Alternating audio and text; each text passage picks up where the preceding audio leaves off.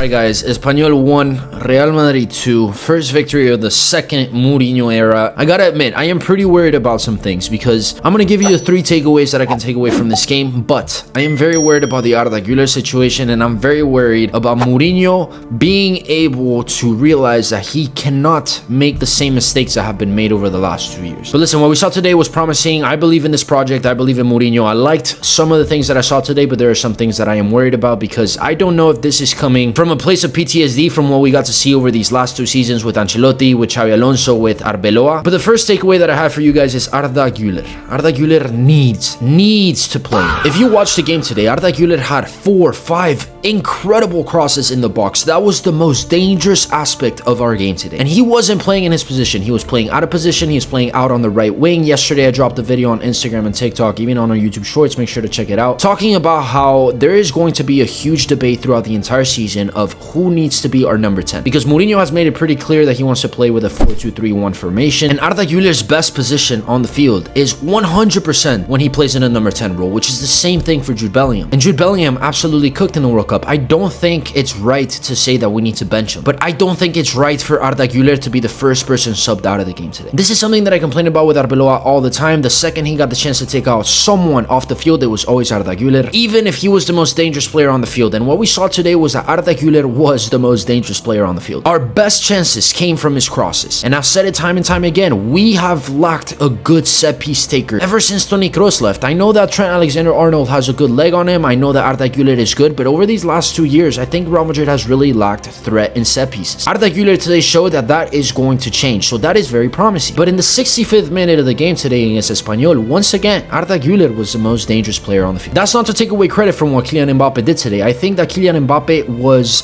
bad with his finishing today, but everything else, he was really good. His finishing wasn't on point, but the ability that he has to create space for himself and the speed that he showed today was really impressive. But Arda Guler was so much more dangerous than him, and he wasn't the player that needed to be taken off today. Which brings me to my second takeaway. Mourinho, brother, you cannot make the same mistakes that the previous managers made. You cannot be scared to take out the big heavyweights in the team. Arda Guler was not the player that needed to be subbed out today. I think Jude Bellingham played a really solid game. He scored a goal. But if it would have been up to me, if you really wanted to bring on Yan Diomande like that, I would have taken out Jude Bellingham and I would have put Arda Guler in the center. Because I said this earlier, Arda Guler's best position is when he plays in a number 10 role. And Jude Bellingham today cooked, but only for the first 50 minutes of the game. The second he had his second header saved, Jude Bellingham's level dropped. You could tell that physically he just wasn't there anymore. And Arda Guler was playing really well when he was taken off. And you are taking him off because his name doesn't have as much weight as Jude Bellingham. It doesn't have as much weight as Vinicius Jr. or Kylian Mbappe. And between those 3 names, for me, it was pretty obvious that Vinnie was the guy that really needed to leave the field. Now, between Arda Guler and Jude Bellingham, I would have taken out Jude Bellingham, but Vinnie Jr. today showed that he is not sharp. Now, you guys know that I'm very critical of Vinnie Jr., and during my live stream, I wanted to be very clear. I said that I am starting from scratch today. I want to see a different version of Vinicius Jr. He got the face surgery. He looks different. He has a beard. I expected something different from Vinnie. And the goal that we saw today from Espanyol, guys, if you look back and you watch the play of the first goal, Vinnie Jr. did not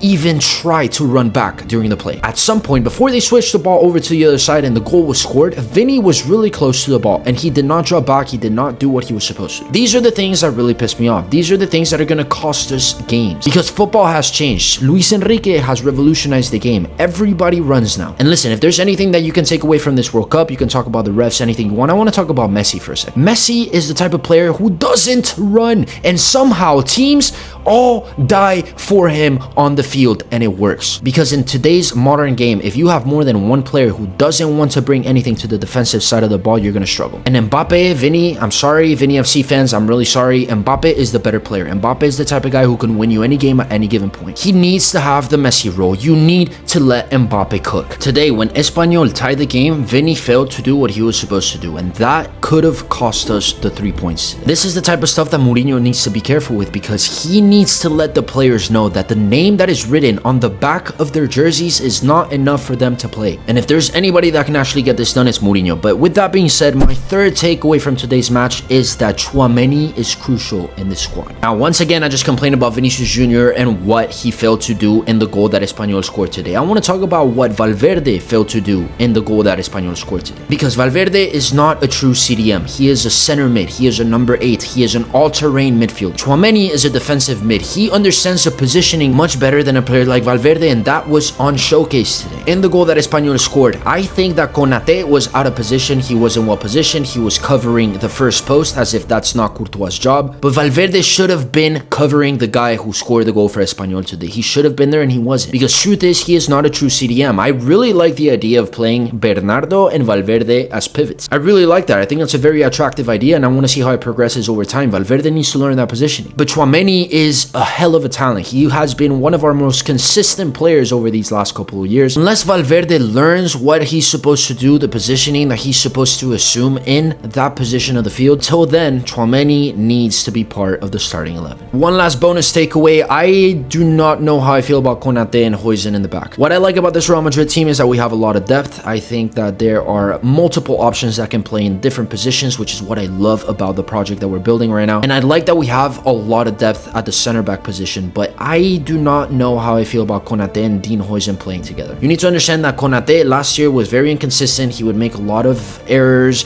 and Van Dijk last year wasn't as good as he was in previous years. The truth is, Konate has been making a lot of errors over time, and he always had Van Dijk saving his ass. Now, last year, Liverpool didn't perform very well because Van Dijk wasn't at the same level and Konate was still making those mistakes. So if Konate is going to do mistakes like how he was covering the first post in Espanyol's goal, I don't know if Dean Huijsen is the right person to partner up with him in the center back position. But nonetheless, guys, I do think that there was a lot of positives today. I really liked what I saw from Bernardo Silva. I really liked what I saw from Jude Bellingham, Kylian Mbappe. Arda Guler for me was the man of the match. I gave it to Jude Bellingham, but I think that's only because he scored a goal. For me, Arda Guler was the best player on the field. It's a shame that he was taken off early. I would like to see Trent Alexander-Arnold play a little bit more. I think Denzel Dumfries played one hell of a game as well. I really liked what I saw from Alvaro Carreras. I'm excited to see what we got moving forward with Cucurella. I think he's going to be an incredible signing for Real Madrid as well. And yeah, guys, all I ask is Mo, please do not be scared to make the difficult decisions.